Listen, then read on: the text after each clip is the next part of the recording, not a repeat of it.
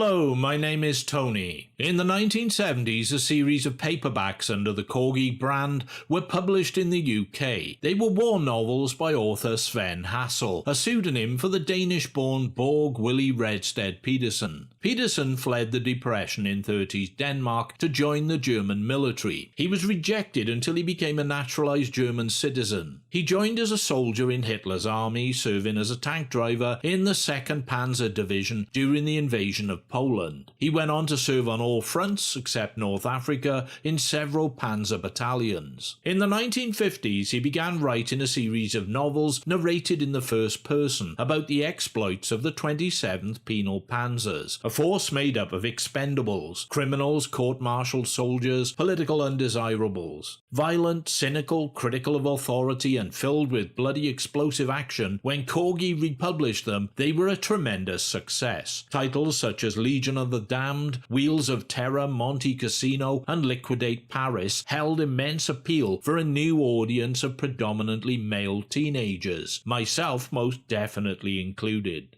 Realizing they had struck gold, Corgi looked around for other similar authors with similar books they could repackage and resell. One such author was Willy Heinrich, another ex-soldier of the Reich, and one such book was The Willing Flesh, first published in 1955. Set on the Eastern Front, it chronicled the 1943 German retreat after Hitler's failed invasion of Russia. It was adapted as the movie Cross of Iron and released in 1977. It was to be director Sam Peckinpah's final masterpiece, and in my opinion one of the best war movies ever made. Corporal Steiner, James Coburn, is the leader of a Wehrmacht frontline reconnaissance platoon based in a hellish network of German trenches. The German forces are hanging on by a thread against the increasingly forceful advances of the Russian army. It's only a matter of time before they are driven into a full retreat. However, propaganda and the orders of the German High Command decree otherwise, so they continue to fight despite knowing they are doomed to fail and probably die. Officers in charge of this fiasco are Colonel Brandt, James Mason, with his adjutant Captain Kiesel, David Warner. They are under no illusions. Arriving on requested transfer is the infinitely arrogant and superior master race jockey Captain Stransky, Maximilian Schell, a Prussian aristocrat whose goal is to win the Iron Cross for auspicious bravery in combat. Problem is, he's an inveterate coward and scheming arsehole, in love with self-delusional constructs of heroism and glory. He still believes the war can be won, and as such would consider it a supreme dishonor to his family name to return home victorious without the Iron Cross. He's the villainous dick of the piece. Steiner and Stransky are polar opposites set on a collision course. Steiner is a professional soldier who is no Nazi party member and hates all officers. Inherently insubordinate, he recognizes the Third Reich dream is fucked. He has no politics. For him and his men, it's a basic matter of survival. Stransky is convinced he is a creature of superior intellect and breeding, one of the ruling classes, a leader of the new world to be, who will get what he wants by any means necessary. To this end, he blackmails his adjutant, Lieutenant Triebig, Roger Fritz. Stransky reasons that Triebig is a closet homosexual, something punishable by death in the German military, and coerces him into signing a declaration that it was Stransky who led the counterattack during a Russian onslaught. It was in fact led by Lieutenant Mayor Ivor Gallo, a beloved and respected soldier who was killed during the action. But the Prussian prick has a problem, in that he has cited Steiner as the counter-signatory on the declaration. Steiner has been wounded, shell-shocked and stricken with PTSD symptoms, convalescing in an army medical facility. On his return to the front, Steiner won't sign, and if Steiner won't sign, Stransky doesn't get his Iron Cross. In fact, he could face the disgrace of a court-martial for telling porkies. When the Russians attack again en masse with a tank battalion, Brandt gives the order to retreat. Stransky is supposed to pass this on to Steiner and his men. Instead, he tears the phone wires out and scarpers, leaving Steiner and his squad stranded behind enemy lines with only 2 chances of making it back to base through a hostile territory overrun by Ruski troops. Slim and fuck all. Can they make it? Will they survive? That's the scenario. Cross of Iron was an Anglo-German co-production. Director Sam Peckinpah was not in good shape. He was by this time a full-blown alcoholic with a cocaine dependency. His benders were the stuff of legend, costing many lost days of filming. Most of it was shot across multiple locations: Italy, Yugoslavia, Slovenia and Croatia, which resulted in logistical and financial difficulties. It went $2 million over budget and the money ran out before the ending was in the can. It was a wildly chaotic and messy shoot. Post-production, Peckinpah managed to pull himself together, well, sort of, and worked tirelessly for 5 weeks, assisted by an increased intake of the old Peruvian marching powder, supervising the editing to craft a completed film from the rushes. Going by this, you could easily be forgiven for imagining the finished article was going to be a terminally fragmented and unwatchable crock. But no, far from it.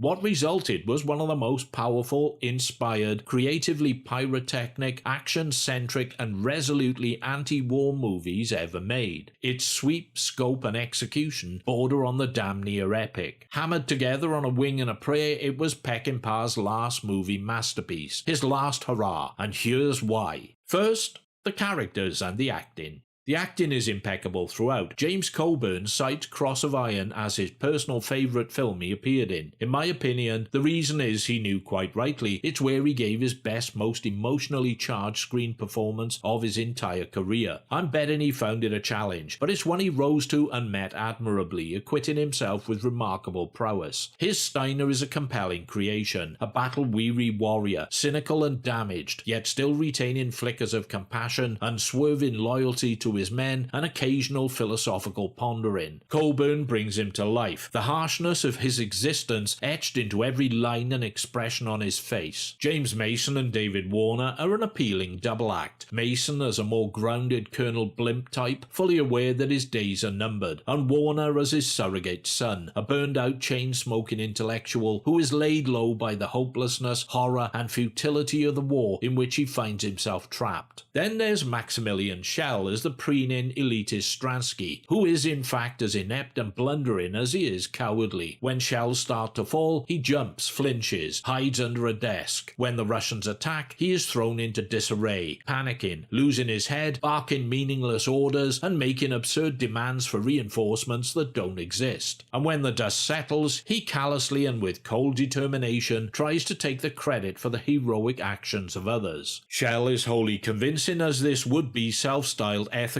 and intellectual supremacist, ultimately a human monster, a man arrogant enough to even look down on Hitler and the party faithful, yet paradoxically chases the validation of the Nazi-granted reward of the Iron Cross. That's some warped fucking ego right there. Senta Berger, who was Charlton Heston's romantic interest in Peckinpah's Major Dundee, turns up in a cameo role as a nurse, and the supporting cast of mostly European actors are way better than just simply good. Second, the script. Okay, so it's a bit messy in places. The 3 credited writers include Julius Epstein, who co-wrote the screenplay for Casablanca with his brother Philip. Of the other 2, Walter Kelly was an actor who appeared in Peckinpah's Pat Garrett and Billy the Kid, also starring Coburn, and one James Hamilton, who I know nothing about and whose only screen credit seems to be Cross of Iron. I'm wondering if it was a Peckinpah alias. The screenplay is structured well enough, with some thought-provoking dialogue, and it does clearly convey committed anti-war sentiments, whilst effectively portraying ordinary soldiers wrestling with trauma, grief and the constant fear of death. Third, the direction and editing. Against the odds, Peckinpah delivers a stark, sweeping tale with some astonishingly realistic action sequences, bloody mayhem and banging pyrotechnics. The editing, sound design and the slow-motion violence, in places reminiscent of the Wild Bunch, is thoroughly riveting and exhilarating. The mud, blood, filth and unsanitary squalor of life in the trenches and trench warfare is unflinchingly detailed. Honour and glory are in short supply. Survival is the name of the game. It's all there is. Fourth, anti-war sentiments. To me, it's clear in what it tries to say about the nature of war and the inhumanity it inflicts on the world. Peckinpah doesn't pull any punches. Now, critics at the time of release somehow misinterpreted or chose not to see any of this for whatever reasons. To paraphrase, they felt it to be Peckinpah's least personal film or an excuse to blow things up and shoot people down. A numbing spectacle of carnage, a pointless, expendable action movie. But I saw it as blindingly obvious where Cross of Iron stood.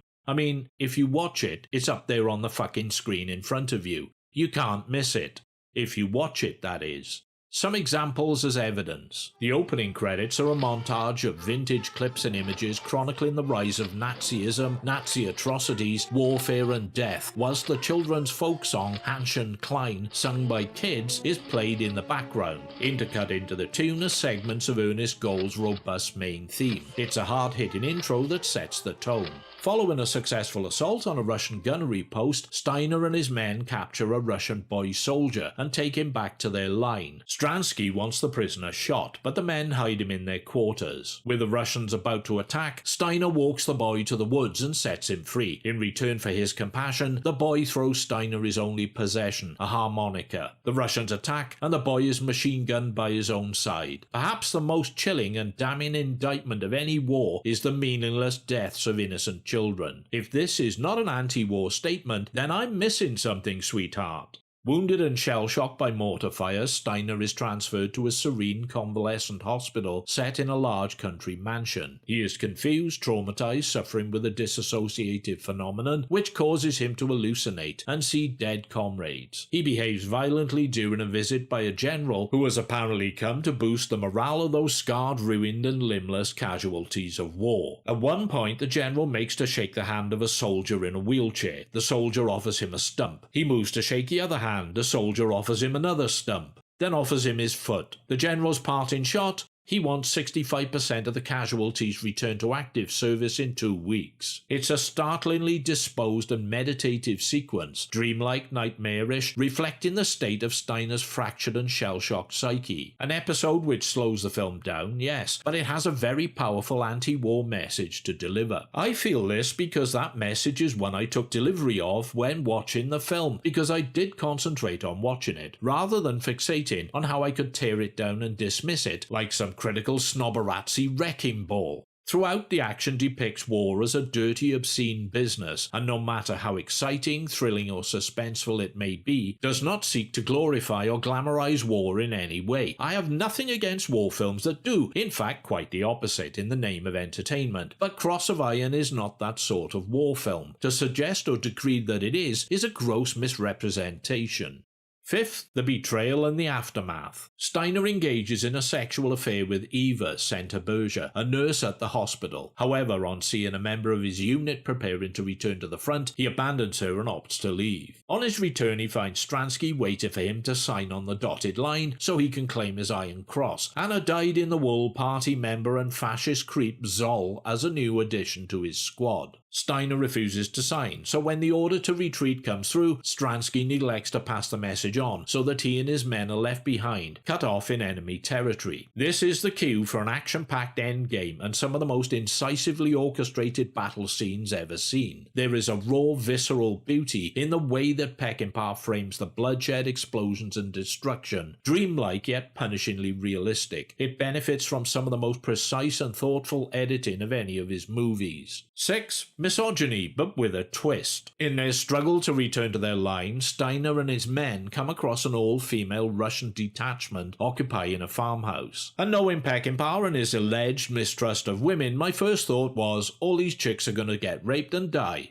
But young and naive Corporal Dietz, Michael Noka, who is on guard, is approached by one of the younger women, and she stabs him. With his dying breath, he begs Steiner not to kill or hurt the girl. Nazi swine Zoll takes one of the women to a barn where he intends to rape her. He makes a tiny error of judgment when he forces her to perform oral sex on him. She bites his dick off. Due to these two events, the women are rounded up, their uniforms removed, and they are taken to the barn. Now I think, these women are going to die.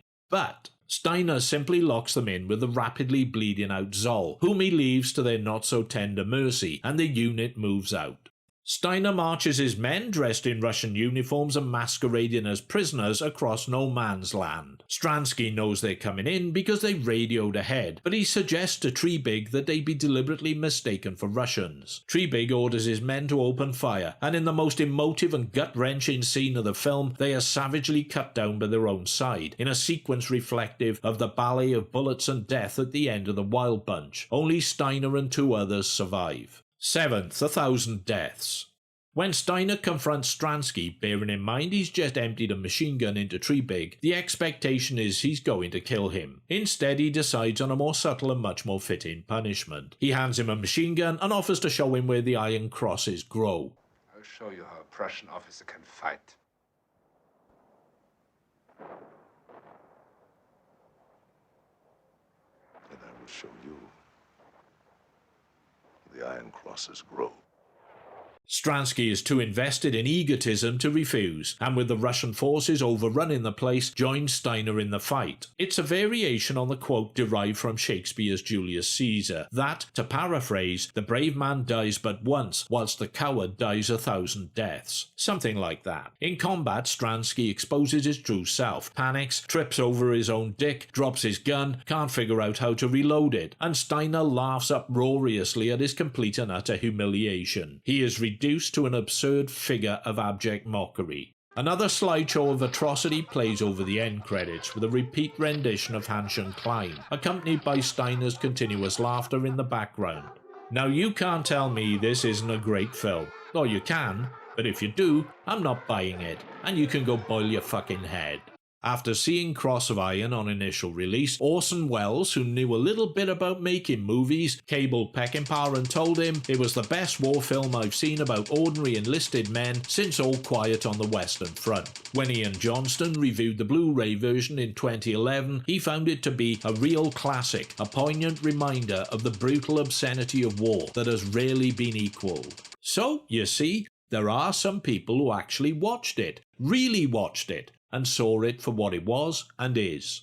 Critically and financially, Cross of Iron performed poorly in the US, released the same year as that fucking Star Wars thing. Nothing resembling cinematic art stood too much of a chance, but in West Germany, it was the biggest box office hit since The Sound of Music. That's national masochism for you. Go figure. I feel it a shame that it wasn't Peckinpah's last movie, because it would have been a real high note to end on. Sadly, he went on to make two more, Convoy in 1978 and The Osterman Weekend in 1983. His last directorial gig was a music video for Julian Lennon. Oh, fucking wonderful. Convoy was the highest grossing picture of his entire career, a fact the phrase, "what the fuck," was explicitly born to represent. Two things are important here. Cross of Iron is a classic anti-war movie. Cross of Iron is a great classic anti-war movie. That's it, folks. Apart from Steiner, the character, reappeared in 1979 in an unofficial sequel, Breakthrough. This was a West German financed affair with a very unfit-looking and clearly alien Richard Burton as Steiner. Robert Mitchum, Rod Steiger and Kurt Jürgens co-starred. It was directed by Andrew V. McLaughlin, and I'm sorry to say it was mediocre, pointless, boring horseshit that was horribly ill-conceived. So my advice is, avoid, pilgrims, avoid. Thanks for sticking with it if you stuck with it, but if you only watched for 30 seconds, thanks for that as well. YouTube counts it as a view. If you liked, please exercise your right to click on like, and if you didn't, same with didn't. I've been told I need more subscribers to keep this channel in the manner to which it is accustomed, so if you feel like helping out with that, please do. No pressure though, I'm not the type. Something or other soon, pilgrims. Keep the faith.